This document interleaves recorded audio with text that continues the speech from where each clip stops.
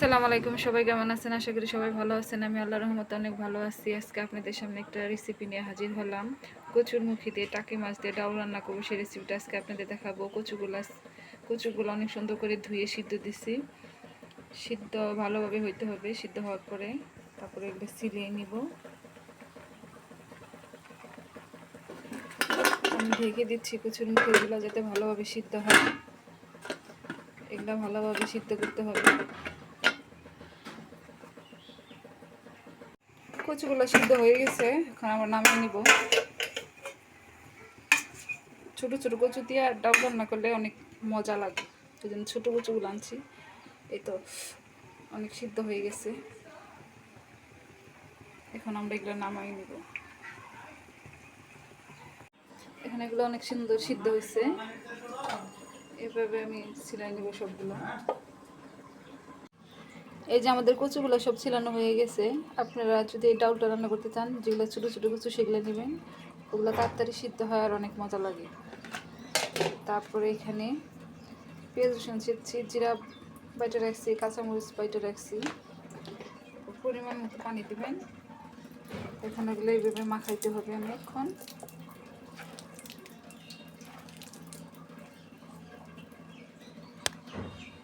এখন মাখানো শেষ। একটু দানা দানা রাখবেন, দানা দানা রাখলে ওই জিনিসটা মজা লাগে, একবারে বেশি নিপাস না করে। এখন পানিতে দিয়ে দিচ্ছি, এভাবে ঠান্ডা পানিতে দেওয়া লাগবে। তারপরে হাত দিয়ে এভাবে গালাই দিতে হবে।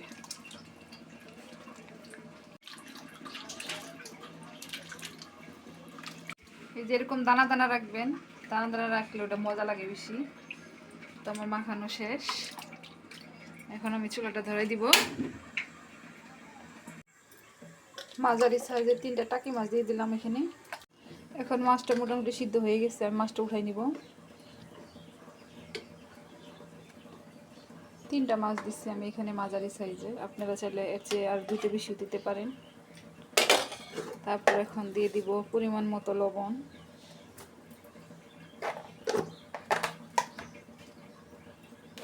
তারপর এখানে বেটে রাখছিলাম সব কিছু, সেগুলো দিয়ে দিব। কাঁচামরিচটা আপনারা মানে একটু আদা বাটা করে দিবেন, একটু বেশি মজা লাগে। তারপর পেঁয়াজ রসুন পরিমাণ মতো দিবেন।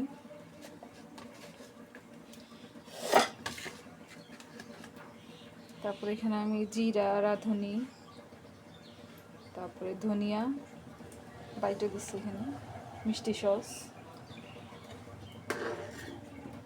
তারপরে এটা নাড়াচাড়া দিব। মাছগুলো আমি কাটা ছাড়িয়ে মাছগুলো এখন দিয়ে দেবো ওখানে। মাছগুলো কাটা ছাড়ানো শেষ হয়েছে। এখন মাছগুলো আমি একটু হাত দিয়ে থেতলে দিলাম, নরম করে দিলাম। তারপর মাছগুলো এখানে দিয়ে দিব।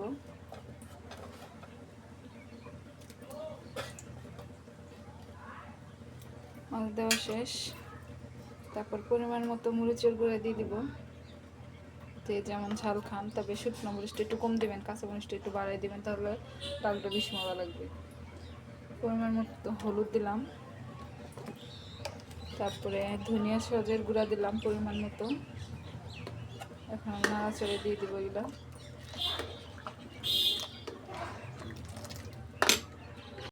ডালটা মোটামুটি এখন ঘন হয়ে আসছে, এখন ডালটা আমি বাগার দিব। সরষের তেল দিয়ে বাগার দিচ্ছি, তেল পরিমাণ মতো, যে যেরকম খায়। তারপর দিয়ে দিলাম তেজপাতা, তারপর দিয়ে দিলাম হালকা কাঁচা জিরা, তারপরে যে পেঁয়াজ রসুন বাগারের জন্য।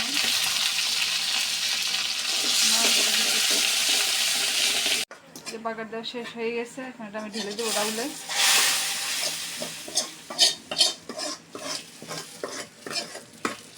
অনেক সুন্দর একটা কালার আসছে।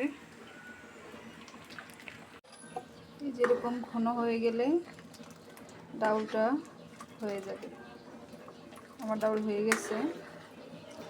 এর চেয়ে বেশি ঘন করলে ঠান্ডা হইলে আরও ঘন হয়ে যাবে, বেশি ঘন মজা লাগে না। এই যে ডাউলটা হয়ে গেছে, মোটামুটি অনেক সুন্দর কালার আসছে। ডাউল রান্না শেষ আমার, এখন আমি পরিবেশন করব।